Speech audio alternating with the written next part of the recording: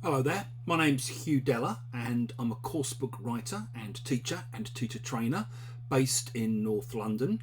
I'm the co-author of the Outcomes series and the Innovation series, and along with my writing partner Andrew Walkley, also the Teaching Lexically methodology book. One thing you might not know about me though is that for many years I was a very active union member and at one point a union rep during my time at University of Westminster, where I worked for almost 18 years. And if you're not from a union background and you've never been a member of a trade union, I think there are several reasons why it's very much worth thinking about joining a union. Probably, as you've seen from the news, we're entering a kind of fairly unprecedented period of industrial action as more and more people are realising that the only way they're ever going to get offered pay deals that are actually pay rises or pay increases rather than pay cuts in disguise, what with inflation running at 10% and so-called pay rises of 3% being presented as a good thing rather than as the 7% pay cut they really are. I think what more and more people are realising in this kind of environment is that you're not going to get the pay deal you're hoping for just because of your own particular talents or skills. For a long time, we've been encouraged to think of ourselves as, sovereign individuals acting in our own self-interest. Well, the longer you go on doing that, particularly in a very exploitative kind of field like English language teaching, I think, the longer you leave yourself open to getting screwed over. Once you are a union member, there's a kind of strength in numbers and you get a lot of external support.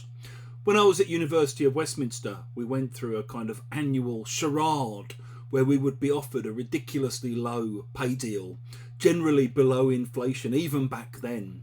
And we'd have to ballot members and we'd generally end up going out on strike. We would picket the university. We would talk to students about what we were doing and why.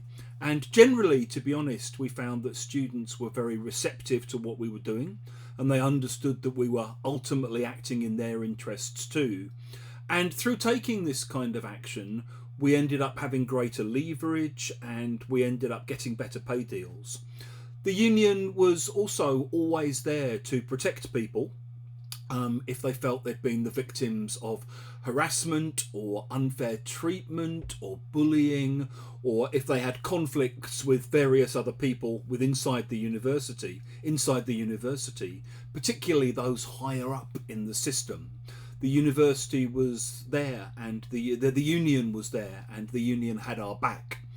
And I think that's what unions can offer people. So if you are working in English language teaching and you're not happy about your pay, your conditions, what you're being asked to do, you feel you've been unfairly treated, or you just want to protect against these things happening to you in future, get unionised, get organised, get other people that you work with to join a union, and that way you get protection.